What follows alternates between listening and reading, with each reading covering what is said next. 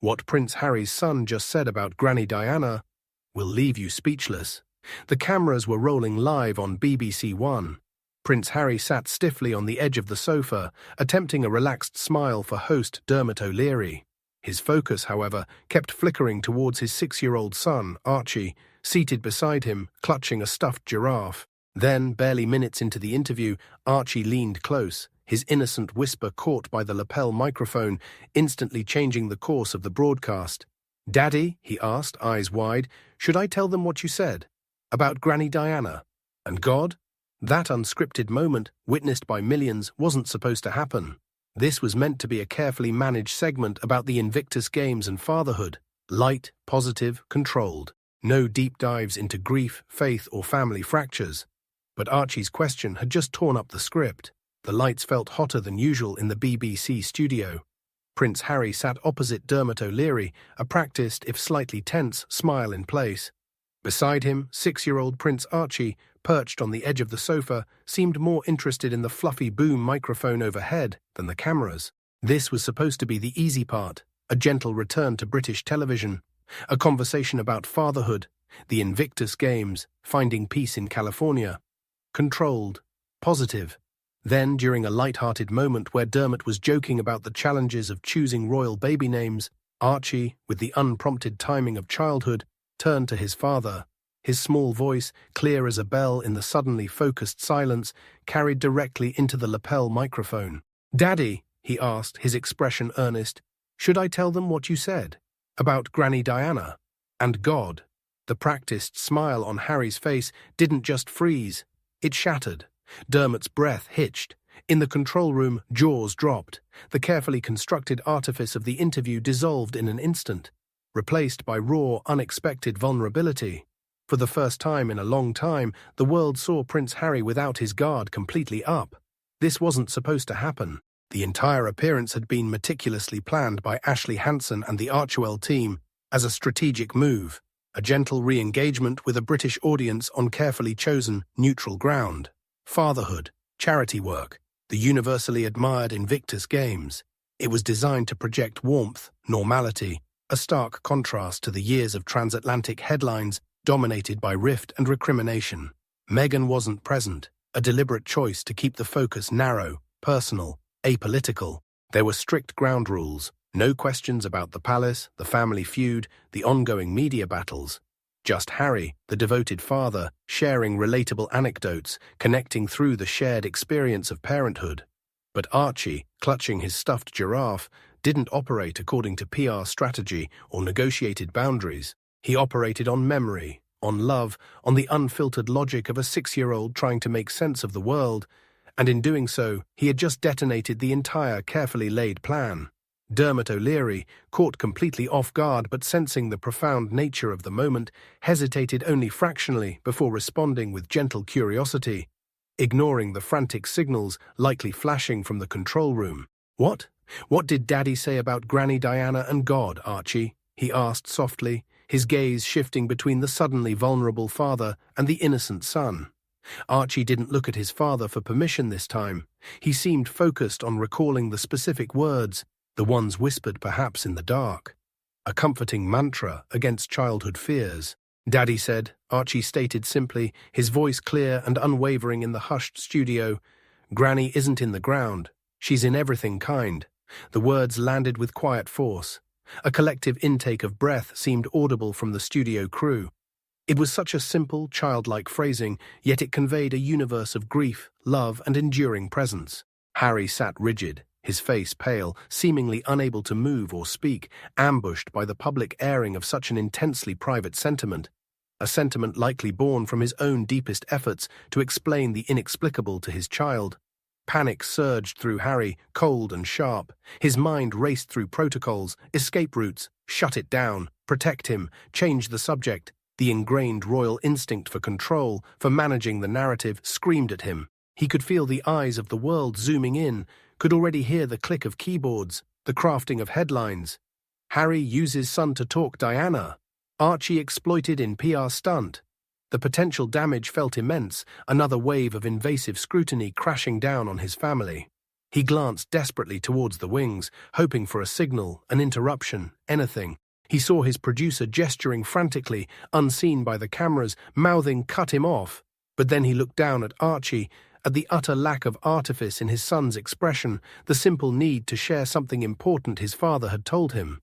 Was his first duty now to the PR strategy, or to the truth his son had just spoken? Could he, in good conscience, teach Archie that this beautiful, heartfelt sentiment about his grandmother was something to be hidden, something shameful or dangerous? The conflict paralyzed him, the weight of the firm's training versus the simple, unvarnished love reflected in his son's eyes. He remained frozen, caught between control and honesty. Before Harry could make a decision, before Dermot could navigate the delicate next step, Archie spoke again, still focused on accurately relaying the remembered conversation, oblivious to the turmoil he was causing. And, he added thoughtfully, looking towards Dermot now, "I asked Daddy if God made Granny a star, like in the sky." He paused, frowning slightly in concentration. He said maybe God made her a question instead. Another wave of silence washed over the studio, deeper this time, heavier. This wasn't just about Diana's memory, it touched something more profound, more philosophical, questioning the nature of faith, loss, and legacy itself. The raw, unexpected theological turn, delivered with such guileless sincerity by a child, was breathtaking. Behind the cameras, a veteran sound technician discreetly wiped a tear from his eye. Dermot O'Leary looked utterly poleaxed, his usual affable Ju-Chi persona replaced by stunned reverence. The interview had irrevocably shifted from a light chat into something far more significant, something deeply human and profoundly uncomfortable for a daytime television format. Harry closed his eyes for a brief second, the memory flooding back with startling clarity. It was months ago, late at night. Archie, unable to sleep, had crawled into bed beside him, full of restless questions, triggered by an old photograph album. "Where is Granny Diana now, Daddy?" Really? Harry remembered lying there in the dark, staring up at the ceiling, the usual platitudes feeling inadequate, false. He recalled the exhaustion, not just physical, but the soul-deep weariness of constantly navigating the complexities of his grief under the world's gaze. And in that moment of quiet vulnerability, he hadn't offered a neat answer about heaven or stars. He'd simply whispered the truth of his own uncertainty. "I don't really know, buddy," he'd admitted softly. "Some people believe she's in heaven with God. Some believe she's watching over us like a star." He remembered Archie pressing, "But what do you think?"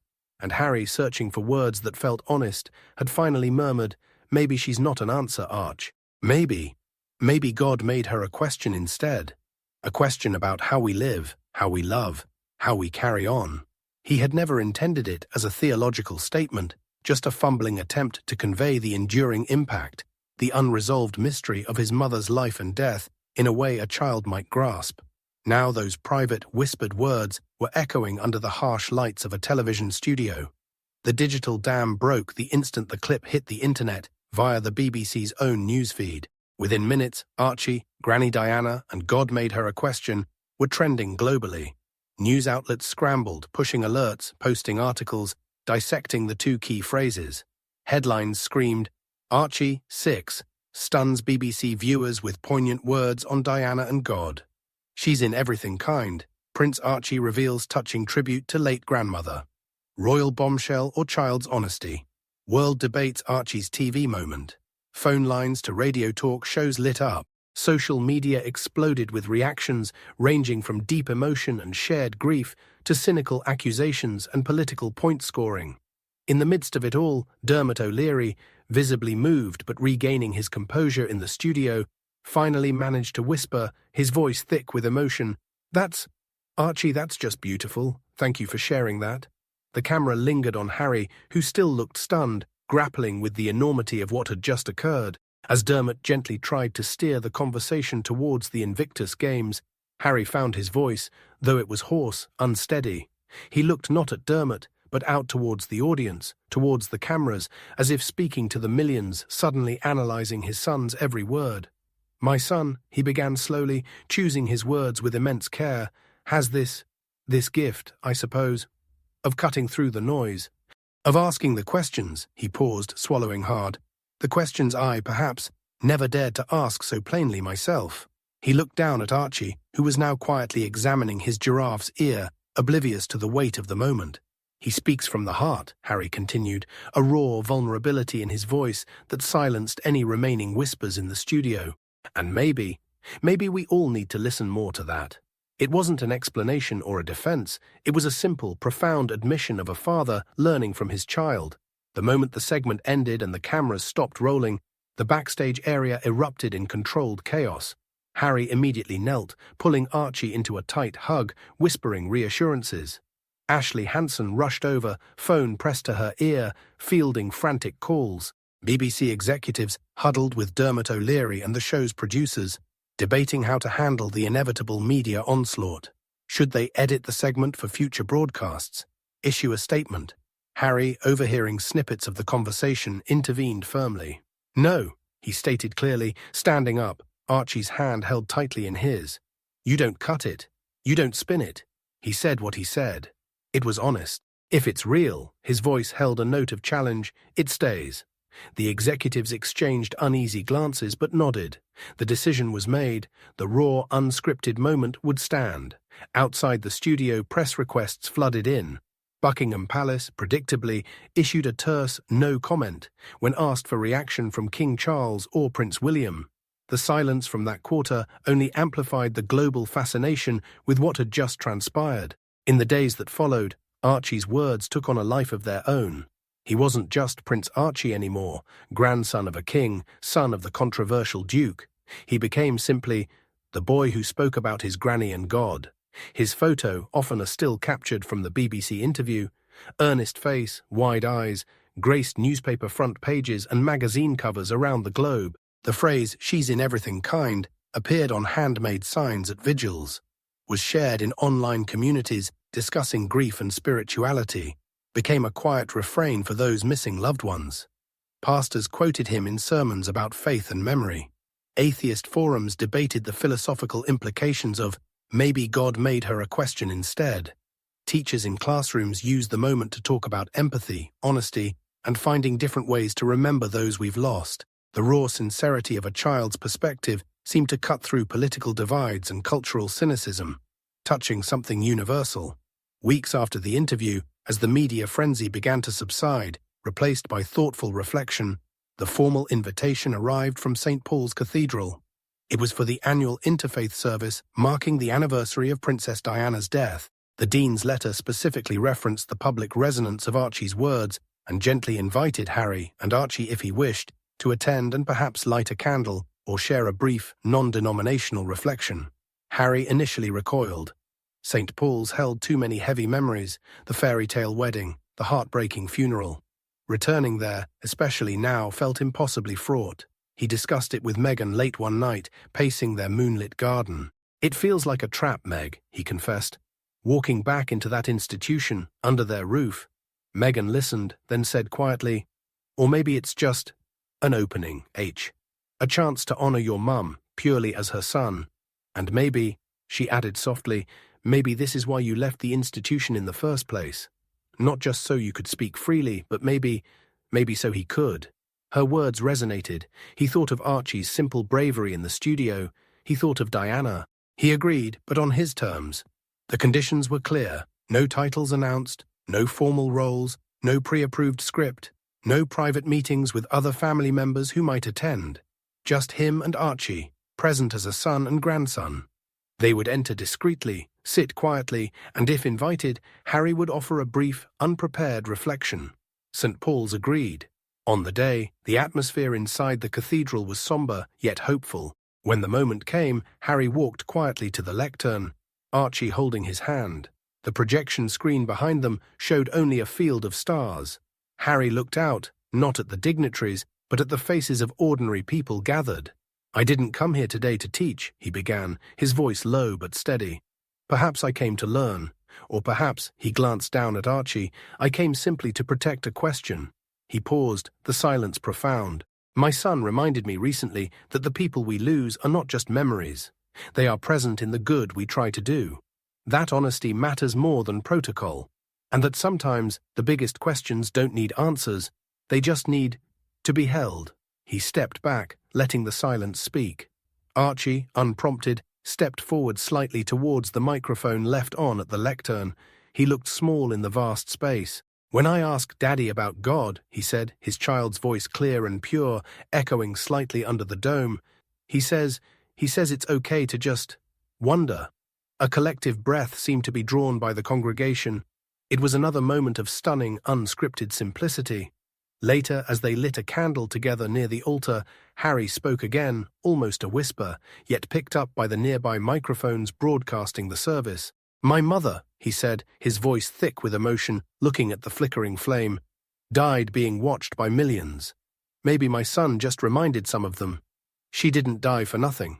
The quiet power of the sentiment, the fusion of personal grief and public legacy, left many in the cathedral and watching around the world deeply moved. The impact was quiet but profound. Unlike the initial media frenzy, the reaction to the saint, Paul's appearance was overwhelmingly reflective, focusing on themes of remembrance, intergenerational love, and the power of vulnerability. Clips of Harry's words, and especially Archie's quiet statement about wondering, were shared not as gossip, but as moments of genuine connection. Churches, schools, grief counselors referenced the exchange.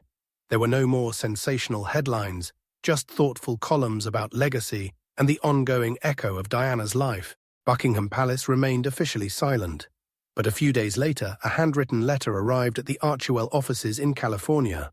It was brief, penned in the familiar spidery script of Olga Powell, one of Harry's beloved childhood nannies, now long retired. It contained just 5 words: "Your mother would be proud." For Harry, that simple message meant more than any public statement or headline. Weeks later, back in the familiar quiet of their Montecito garden, the California sun warm on their faces, Harry watched Archie meticulously assembling a complex Lego spaceship. The intense spotlight of the past month felt distant now, almost unreal. Archie paused, holding up a small, translucent blue brick. He looked up at his father, his expression serious. "Daddy," he asked, his voice soft, carrying easily in the afternoon stillness, "do you think Granny Diana hears me when I talk sometimes?" Harry looked at his son, at the open, searching look in his eyes. He felt no urge this time to offer easy comfort or theological certainty. He simply met his son's gaze, a quiet understanding passing between them. He thought for a long moment, listening to the birdsong, the distant sound of the Pacific. Then he replied, his voice equally soft, full of a truth deeper than words. "I think, Arch," he said gently, "she listens most when we don't speak at all." Archie nodded slowly, accepting this, then turned back to his Lego creation, carefully snapping the blue brick into place. Content for now with the questions and the quiet presence of love. A few days after that quiet conversation in the garden, Prince Harry posted something online. Not a statement, not an interview clip, but a single personal photograph. It showed Archie, seen from behind, sitting on the grass amidst his Lego creations, holding up a small handmade paper star towards the twilight sky. There was no lengthy explanation, no defensive commentary, just a simple 4-word caption beneath the image, echoing the sentiment that had resonated so unexpectedly around the world. "Let them wonder." The post garnered quiet attention, shared not for controversy, but for its gentle poignancy. Harry didn't check the metrics or read the comments. He didn't need to. The message wasn't for the media or the critics. It was a quiet acknowledgement, a simple testament to the enduring power of memory, the importance of asking questions, and the profound, unexpected wisdom often found in the heart of a child. The storm had passed, leaving behind not necessarily peace, but perhaps a clearer view of the stars.